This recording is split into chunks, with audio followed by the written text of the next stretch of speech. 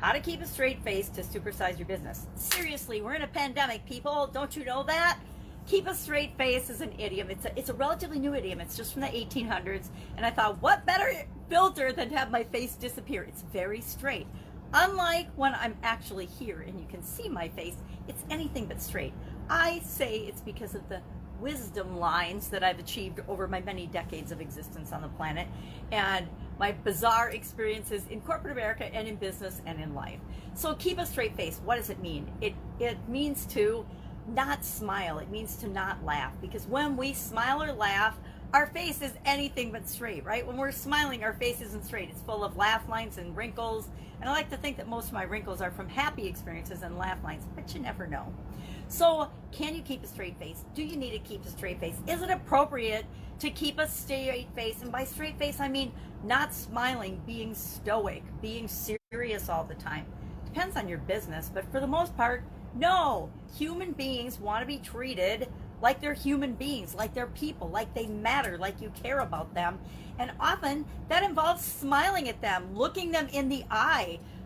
Even with masks, even with these crazy things that we're wearing around, oops, mine says the end, all the time, people know if you're smiling or not. They can tell if you're smiling. So make sure that you're really connecting with them, paying attention to them, and involved in interacting with them, and let your face go ahead and show that. Pandemic or no pandemic, I think more so than ever, we need to let people know that we care about them, especially during these crazy times of 2020.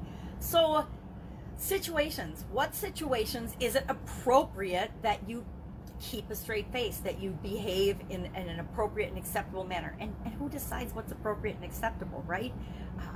I think many a mass I snickered through when I was in my youth, and much to my mother's sideways glances and dismay, but sometimes I'd catch her grinning and smiling too, because some situations require it.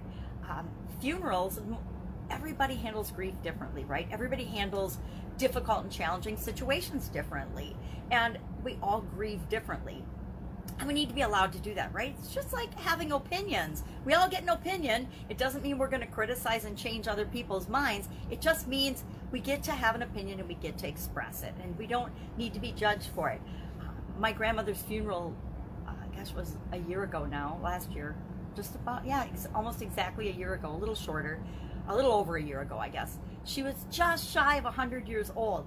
So instead of being sad and crying and grieving and miserable, all of us shared stories about my amazing grandmother. I mean, I'd known her for 59 years. Everybody else, my mom and her sisters, had known her for 80 years.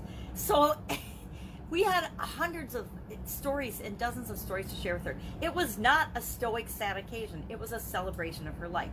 Some people celebrate life when they grieve. Other people focus on what they miss about the person.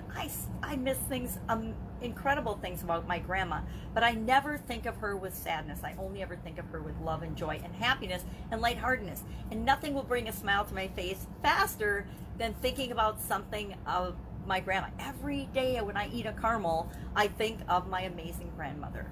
And so we want to remember to celebrate things, even in times, especially in times of change and challenge and unrest and uncertainty. We want to try to provide as much certainty and assurance to the people that we're interacting with as we possibly can. So act as if everything is going to be all right, because it will. Make sure that your expectations of how you want things to turn out are clearly known and communicated to people, so that they don't worry unnecessarily, so they don't be too stoic and too serious and keep a straight face, so they continue to serve the people that you're here to serve to the best of their ability, and you can too.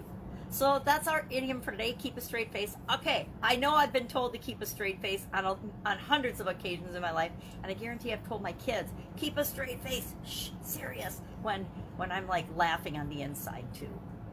So, curious what your experience has been with this. I will be with you tomorrow with another interesting idiom. What does it mean? Where does it come from? And how can you use it in your business right now? Take care.